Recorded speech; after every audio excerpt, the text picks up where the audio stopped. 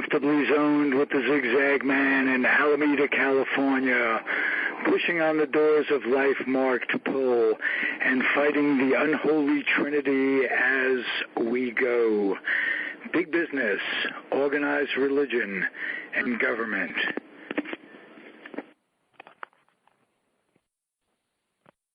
I am back, and you are flying high with me, the Zigzag Man, Ralph Tyko from Alameda, California, right across the bay from San Francisco, and we are on the Comfortably Zoned Radio Network. I'm happy today for two reasons. First of all, President-elect Trump didn't appoint anybody today. Nothing. So I didn't get to go, oh my God, there were no appointments today. Second reason, I have a terrific returning guest. She's an Alamedaite, and we talked about rent control in Alameda and the problems that we're having in Northern California, Alameda specifically, about soaring rents. And it was a great show. Welcome back, Tristen Schmidt. Thank you. How are you? I'm great. How are you? Oh, good. We talk on Facebook a lot. We're involved in a lot of the same causes. You've got some new stuff going on in your life that you're behind. We always seem to be like Don Quixote blowing up against the windmill with social issues. Tell me about what you have going and what's keeping you enthused these days. Sure. Well, I'm actually, you were talking about Trump a little bit in your intro, a little bit encouraged by people starting to pay attention and getting radicalized and mobilizing around, fighting back against Trump. Racism in this country has never gone away. It's gone underground. But people, white people of privilege like myself, who haven't really been aware of it because they don't suffer the consequences of it, are now starting to see how bad things really are. So I think that we're going to have more people joining in the pushback against, the kind of, well, I don't like the term alt-right that's being used in the media, but the kind of fascist, racist, homophobic, anti-everything mentality that a lot of people in this country still have. So that's encouraging. I've actually... It's just a little more overt now. I think it's always been there. The surprise is that people have elected this man with a basic mindset that is so antisocial that it's very scary how he rendered the votes. And we misjudged a number of things, how much Hillary was despised because of her untrustful persona, and how people felt ripped off when the primaries were rigged, and the Democrats had a hard time getting behind her when Bernie should have been the candidate. And we're, as liberals, as a group, we're certainly paying the price for the DNC's shenanigans at this point. Do you see hope? Is there a ray of hope out there, Tristen, in your mind? I'm really ambivalent. I feel like because of the amount of carbon emissions that are in the air already that are setting off climate change, it's happening faster than anyone thought it would. We're kind of in a race against time. And working within the system on one level tends to not be productive or efficient. On the other hand, we need everybody working parallel in any way possible, including inside the system. I mean, Bernie absolutely should have won. The Democratic Party just screwed him over and cheated and lied. I feel like if Hillary would have won, people would have been complacent, continue to be complacent, and still a lot of the things would have gone on that are ruining our economy, like the sort of bailing out the banks mentality and cutting services for poor people thing that the politicians try to pull. no matter what party they're in these days. I'm hopeful. Yes, I have to remain hopeful. Otherwise, I need to remain. How does one get up in the morning? Yeah. Well, I need to remain hopeful, and I tell you one reason why is because I'm a mother, and my child has many years to go in living in this mess that we created. And I really feel like the majority of Americans are apathetic and miseducated. They watch a lot of television. They believe what they're told on television, and a lot of that is misinformation that's intentionally used to keep them complacent. So, but I also feel like with the rise of social media and the increasing awareness of protests that are happening, people see what protests are really like. It's not the protesters who are initiating violence. It's almost always the police, either in uniform or undercover, that initiate violence at protests. And people are becoming aware of that because of social media and because of the increased visibility of these races coming out and feeling emboldened by Trump's victory. They're being more aggressive and revealing themselves. So, yeah, I am hopeful and I'm also concerned, cautiously optimistic. Okay. Can we get back to local where we both live in Alameda? And absolutely. If you don't mind. We had a big referendum on the ballot that, thanks to you and a number of people in the Alameda Renters Coalition, the initiative was to stabilize rents and eliminate landlords from being able to just indiscriminately with no cause evict people who have been there off times so that they can do some minor remodeling and double the rents, that sort of thing. Maybe they didn't like a tenant, but to be able to evict them with no cause is just horrible. And to try to stabilize the rising rate of rent gouging, that's all you could apply it to, because times are in the landlord's favor. Housing is at a premium, and it's okay to make a profit, but it isn't okay to make that profit by destroying the nature of a community. And Alameda's a little small town, working town. All of a sudden, things take off, and there's a housing boom, and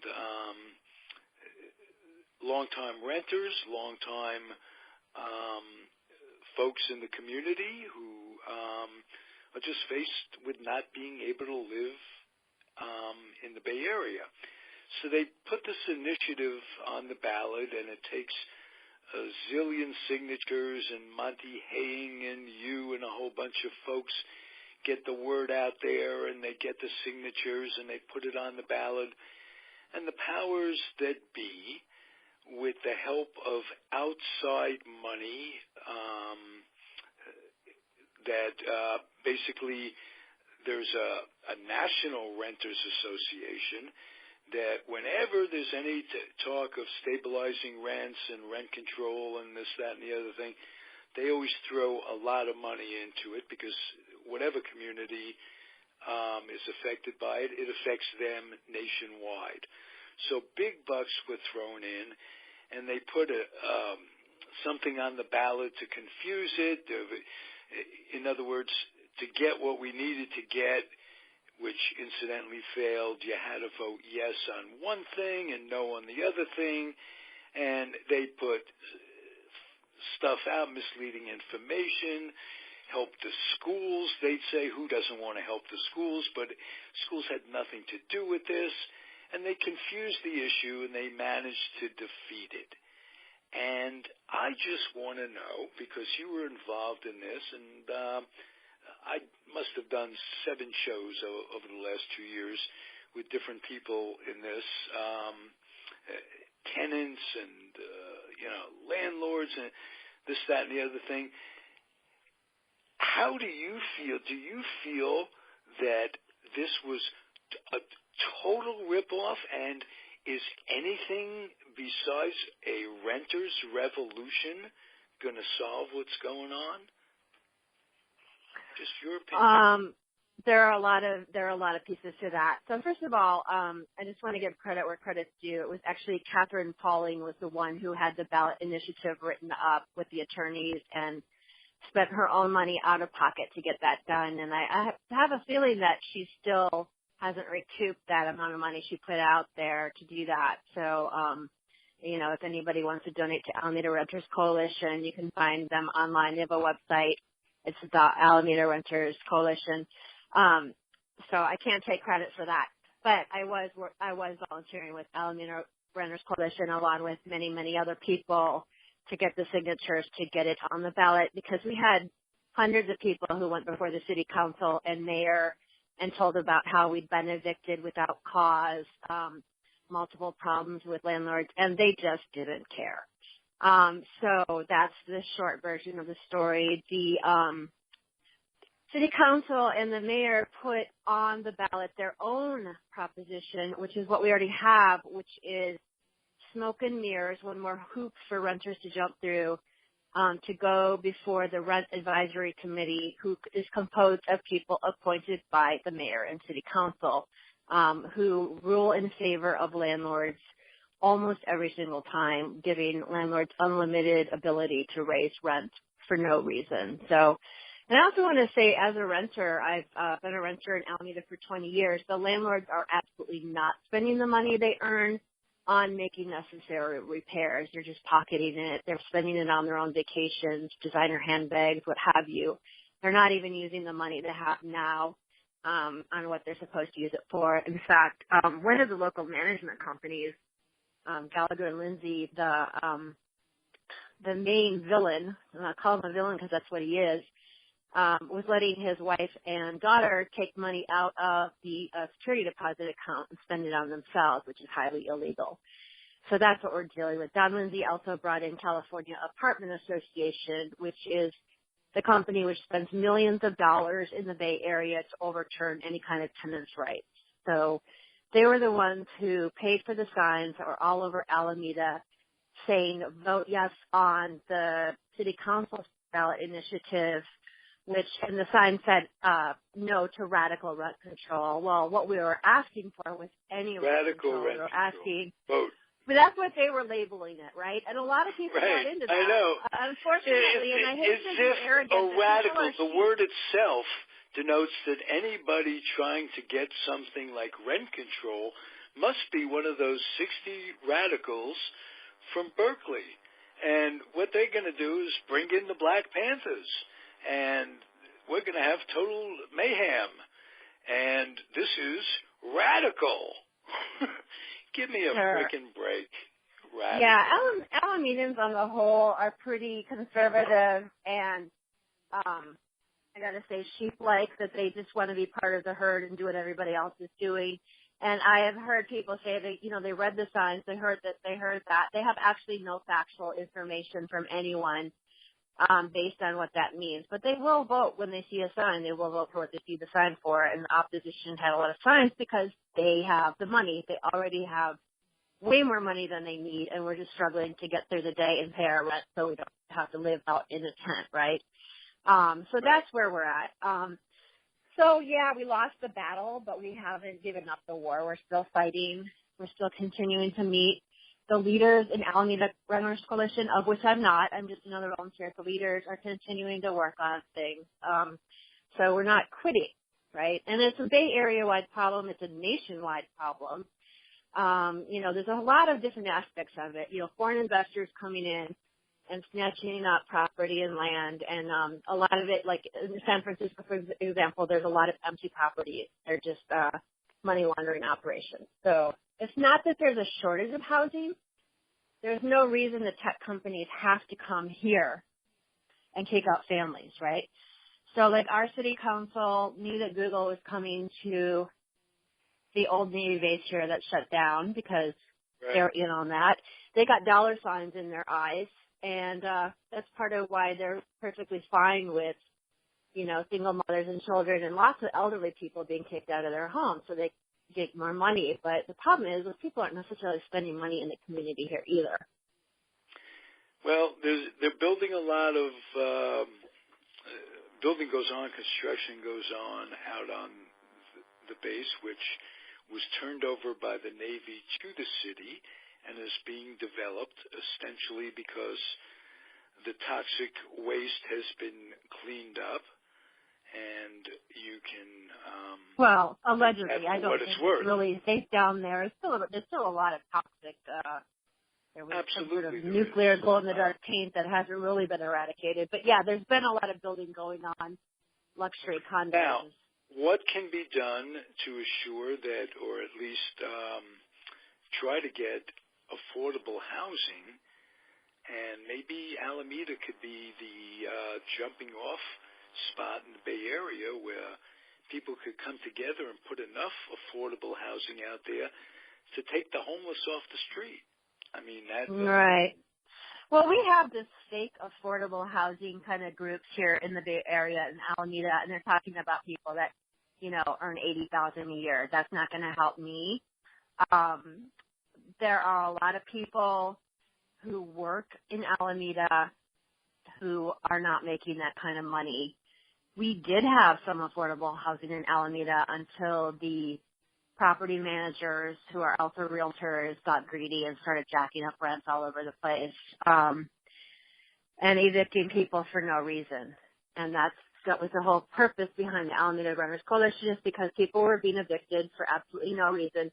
They were not remodeling. They're just kicking people out and raising the rent by $1,000, raising it by 100% or more, because they wanted to have these new tenants who can pay more, the tech workers and so on, and people who are the kind of nouveau riche immigrants coming in, right. Who could pay more. Well, the nouveau riche isn't necessarily all immigrants, but... No.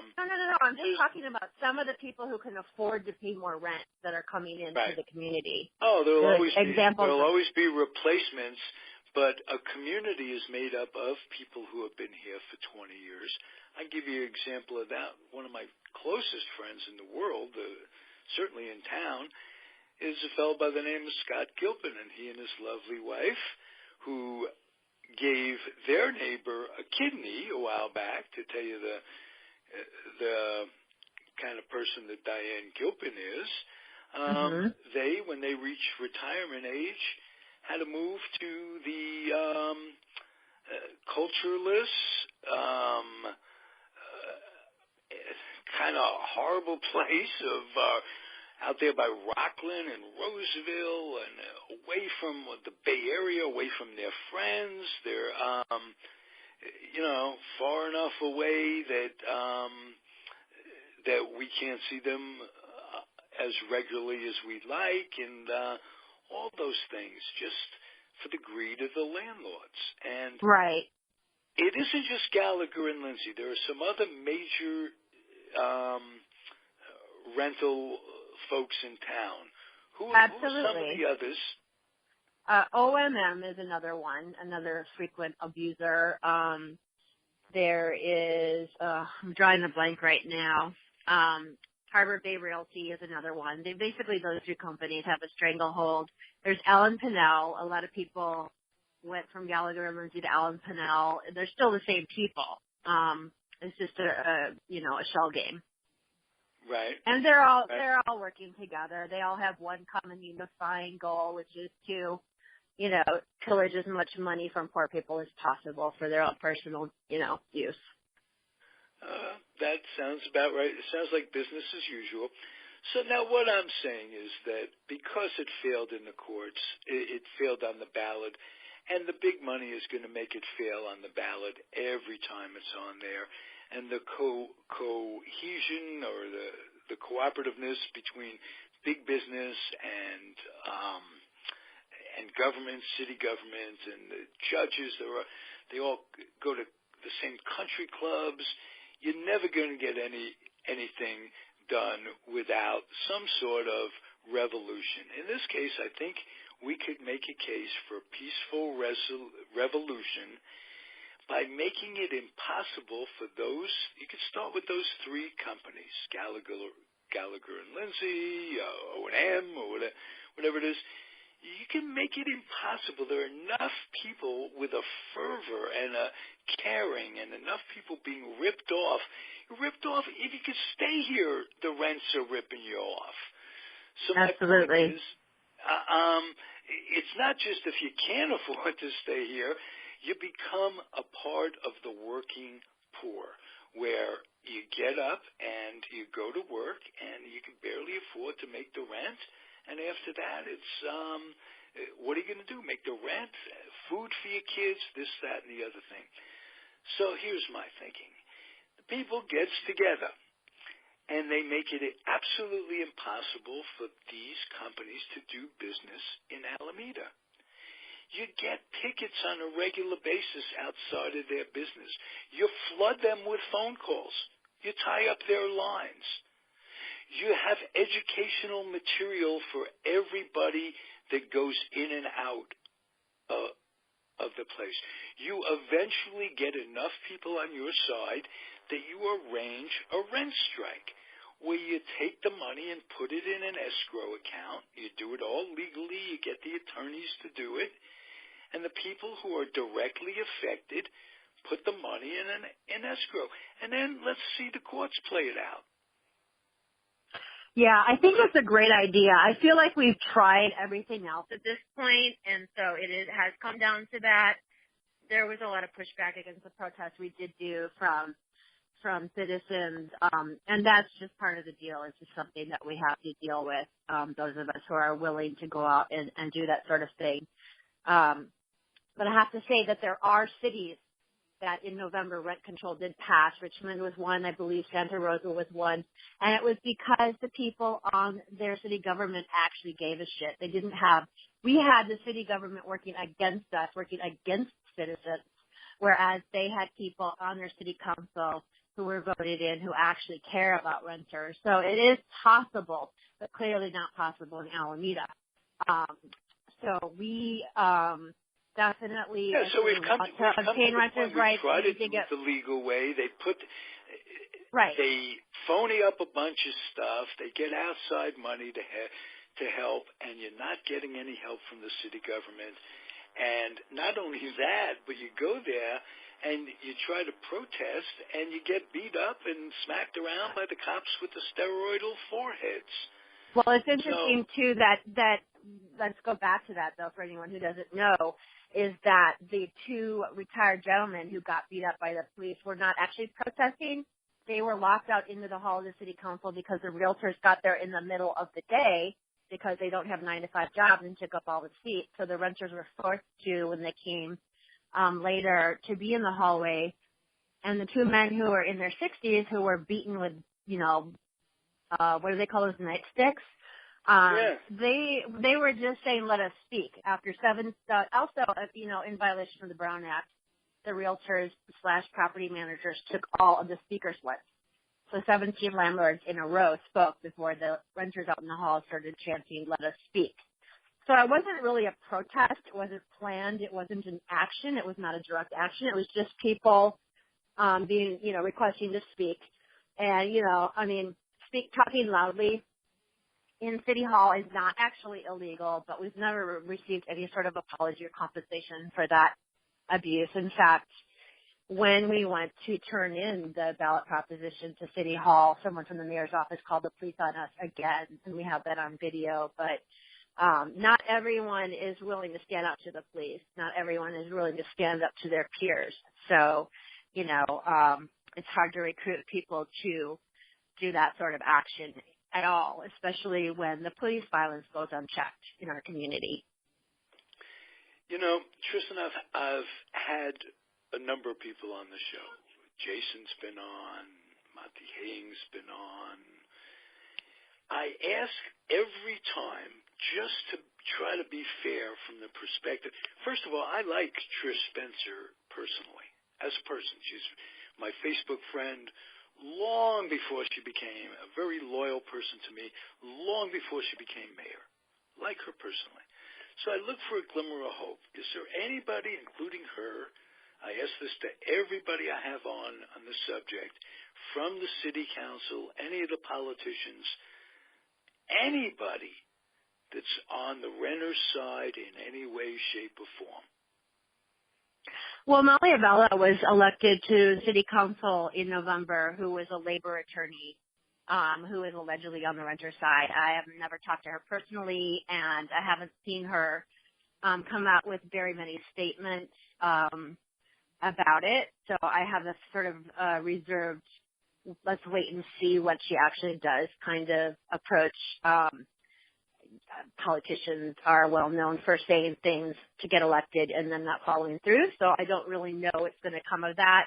I'm looking at Trish Spencer, and I absolutely see a sociopath. I went to school board meetings when she was on the school board, and she was insisting on shutting down half of the public grade schools and making one mega grade school down at the site of where the middle school is, Wood Middle School is right now, and would never say why. The only thing that I could think of, because she said it was to save money, but there are many other ways to save money.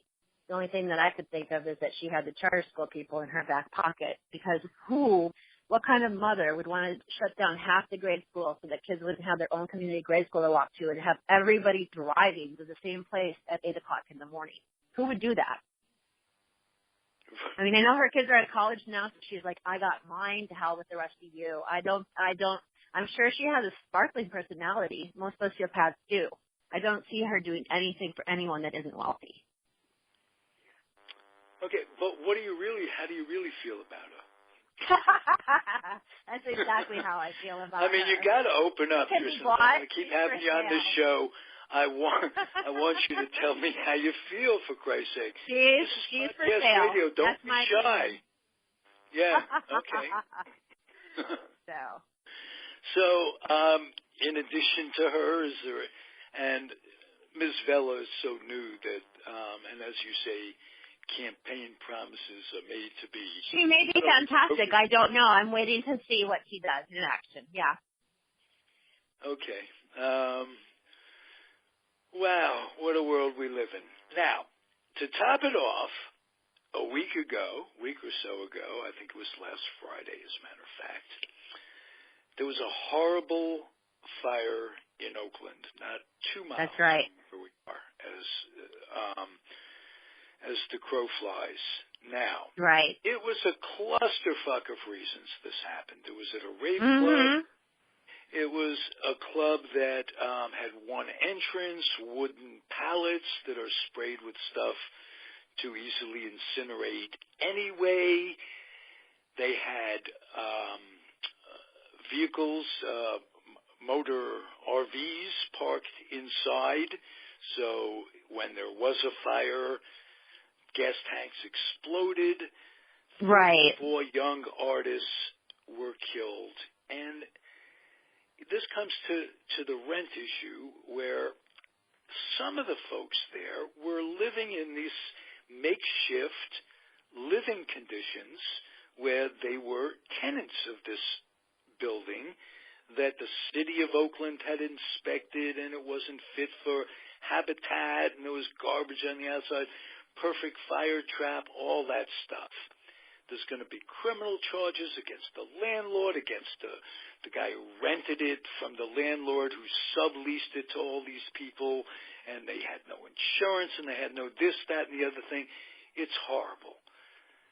But through it all comes some glimmer of hope that these kids didn't die in vain, because it's been brought to the attention that part of the reason for all of this, and at least the housing shortage, played, if not a direct, an indirect part in lives being lost. Because there's a case to be made that if these renters would have had a safe place to rent, as people say, well, they knew it was this, that, and the other thing, and they just wanted to live with a bunch of artists and not pay rent and do things for the community and on an artistic basis, throw in some music as well, and they may be having some fun.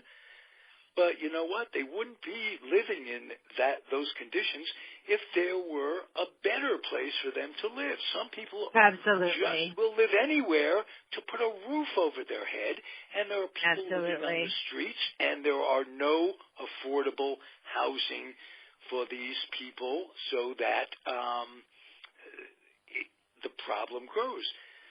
What do you think? Am I totally off base, or can this be something, can this horrible tragedy result in folks learning enough about the desperation of the situation that there could be some change that comes from this?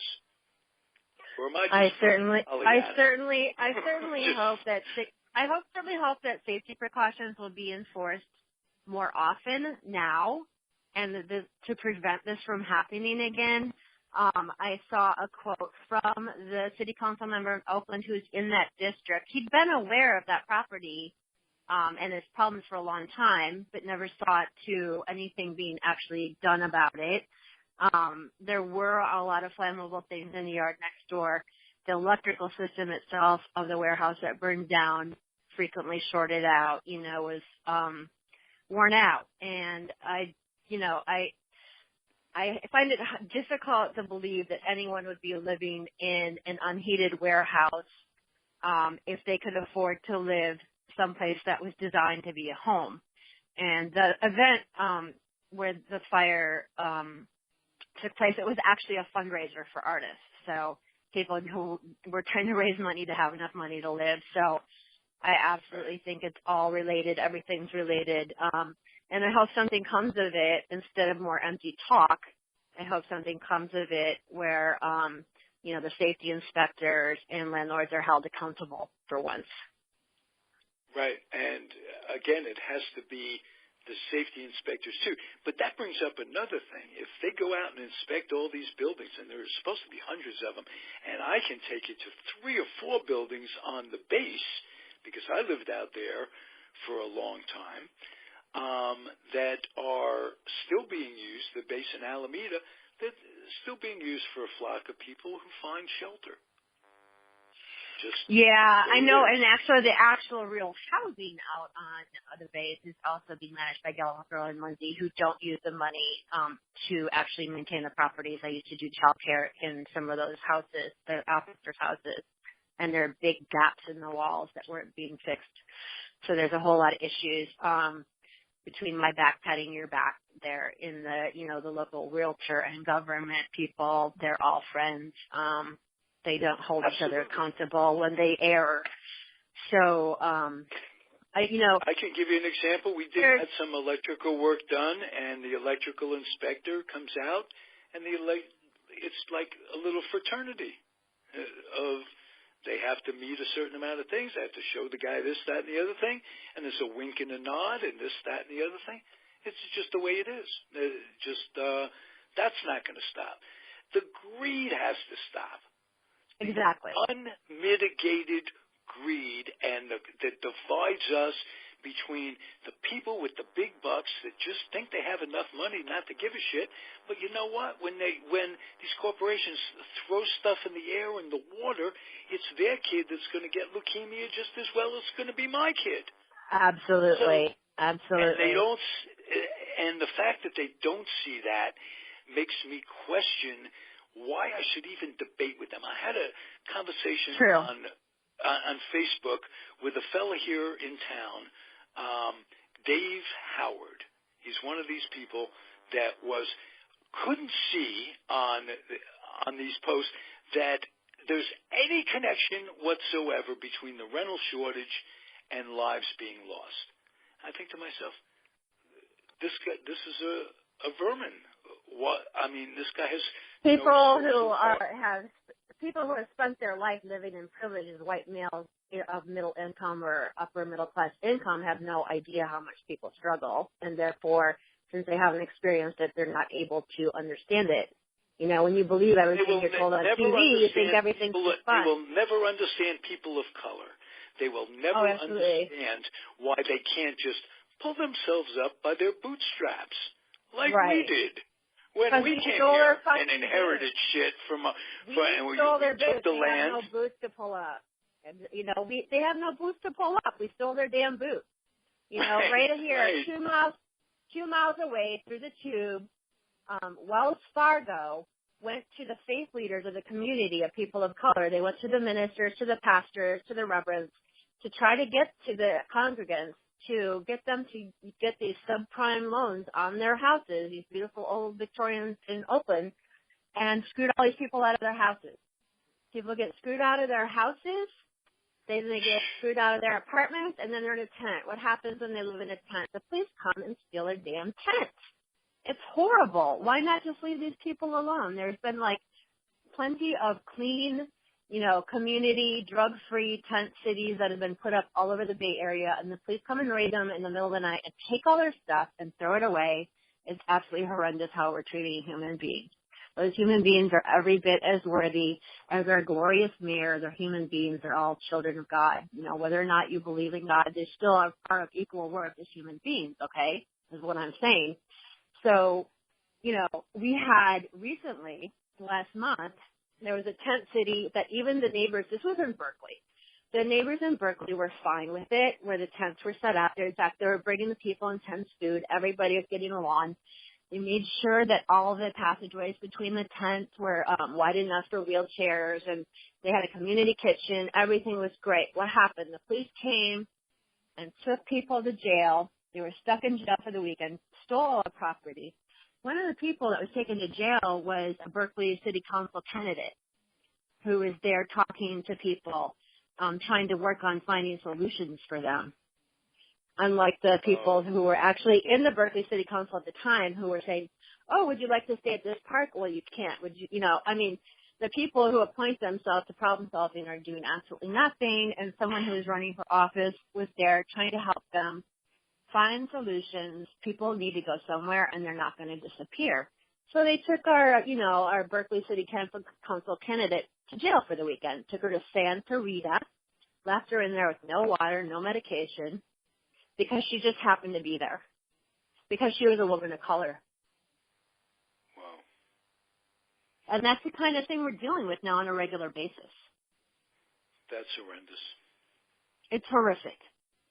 And it's only going to get worse. It's only going to get worse under this ridiculous administration that the cabinet that Trump, I can't even say his real name, is appointing. Yeah, that's what scares me the most is that, and I joked about it, it's a nice day when he has no appointees. I didn't hear. Right. One appointee. Is this disgusting or what? Is a mindset. We're being mocked by countries that are third world countries are mocking us. And for good reason. For good reasons. And, the elections, that's the one thing that's sovereign about the United States of America. You got to hope that, there's always been shenanigans, and Kennedy won because a lot of dead people voted in Chicago, and that it always goes back. But now it seems so blatant and crazy that it's scary if you can't have your elections. I'll give you an example. The primaries, I sat and was so happy to be able to vote as a registered Democrat at the time for Bernie Sanders. I really believe he's not the perfect man, by the way. Oh, no, not at all, but he was the least worst. For me, a lot of things I disagree with him about. But, wow, what a great alternative. He represented changes.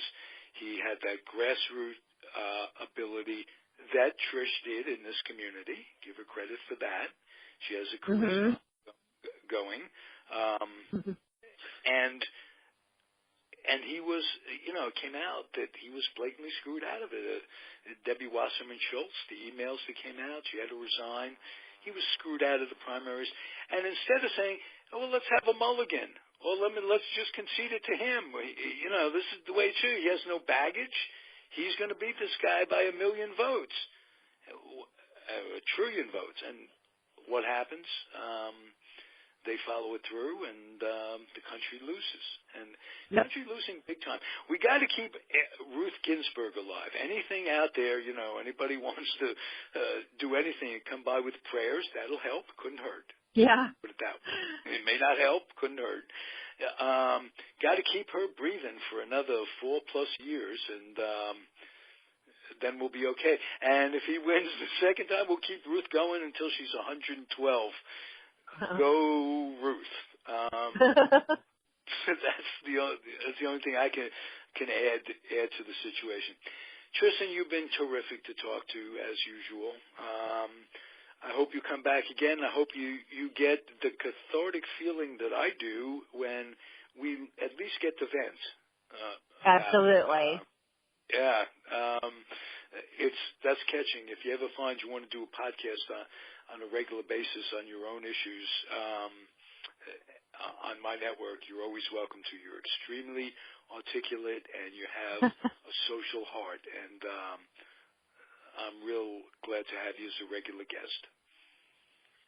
Well, thanks for having me, Ralph. Okay, I'm going to end the show by imploring you and all my guests to keep your humor dry, keep your dreams wet, keep your kids out of recruiting stations, military recruiting stations, kids, grandchildren, keep them away. And most importantly, keep your children off the laps of clerics that wear dresses. Just to be on the safe side. Everybody could do 3 out of 4, 4 out of 4, 2 out of 4. It'll help you. And if not, you'll do it your own way, as you will anyway. But I can tell you to keep on keeping on. See you next week, everybody. Bye, Tristen. Bye. All right.